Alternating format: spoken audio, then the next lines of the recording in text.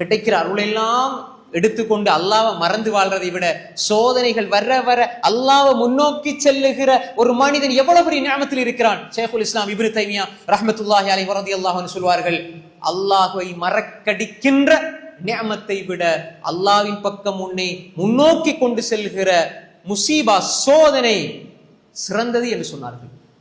ஒரு மனிதனுக்கு சோதனை வர வர வர அல்லாஹ் முன்னோக்கி போறான். அல்லாஹ் முன்னோக்கி போறதை விட பெரிய நியமத் வேற என்ன இருக்குது? அல்லாஹ் அருளை தர தர காசு பணம் கொட்ட கொட்ட இவர் அல்லாஹ் விட்டு தூரமாகிறன்னு இதை விட பெரிய முசீபத் வேற என்ன இருக்குது?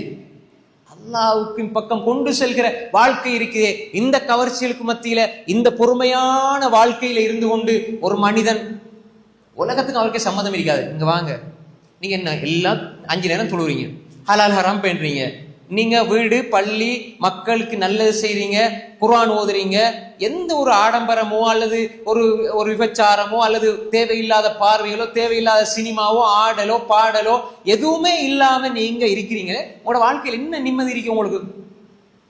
அவருக்கு தெரியாது. சுப்ஹானல்லாஹ், அல்ஹம்துலில்லாஹ், அல்லாஹு அக்பர், இந்த வார்த்தைகளில் இருக்கிற நிம்மதி அவர்களுக்கு தெரியாது.